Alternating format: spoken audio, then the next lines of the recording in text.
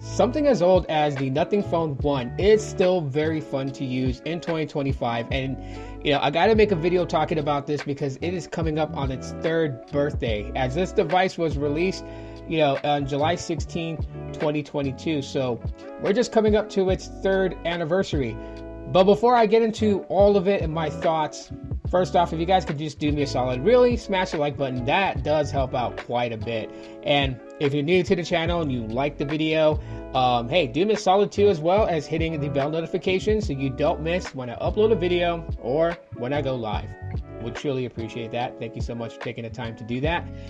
And really, when you kind of think about it, nothing has carried on this vibe that we felt with OnePlus back in the day when OnePlus was known as a flagship killer. Do you guys remember that? I sure as hell do. I remember everybody was just like blasting Samsung and Apple because OnePlus was putting out phones that was just so incredibly powerful. But, it didn't break your wallet to get one. Of course, times have changed. OnePlus has changed. And one of the determining factors to that vibe was the person behind it, Carl Pei. I can seriously stand here and say that he was responsible for that, because that vibe now exists in his own company known as Nothing Tech. From the smartphones that they build to the earbuds and headphones and stuff that they build to smartwatches that they build, you could just feel that same presence. I mean, besides the Nothing Phone 1, I rock, the CMF Watch Pro. And I have a CMF Watch Pro too. And both the watches are solid in my opinion, but that's for a different video. I have the CMF Buds Pro.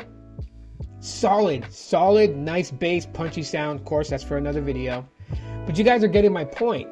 Is like they're building these devices and they run solid, and the best part is they don't break your wallet. The Nothing Phone 1 pretty much hits that point. Especially today, if you're looking for one in 2025, you probably can find it for like $200 or less. Of course, your best chances of getting one is through Amazon or through like Swappa or OfferUp. If someone's selling one, you can find them there. As the only caveat to Nothing is that Nothing Tech is not fully available in the US. So they're gonna break their way into this market. I have a great feeling on it. And this is the company that I've said, I can confidently move away from Google Pixels and go completely on Nothing Tech. I really like the products that they're putting out. They're so good. They are so good that it just baffles me. This phone, almost 3 years old, the type of specs that it has, right? The Snapdragon 778G Plus processor chip. Mine's is the 8GB of RAM variant, but I can expand it with virtual RAM up to another 6 gigs. Mine's has a 256 gigabytes of internal storage, so not the base that we normally see on smartphones that are mid-range today. It's got decent cameras, 50 megapixel camera. I mean, that's pretty solid. That's on the back. And it's got another 50 megapixel ultra wide, I believe. And then, you got a 16 megapixel on the front. So you got some decent camera sensors on here to take some pretty good photos, which I have loved the photos that have come from this device, mainly in expert mode.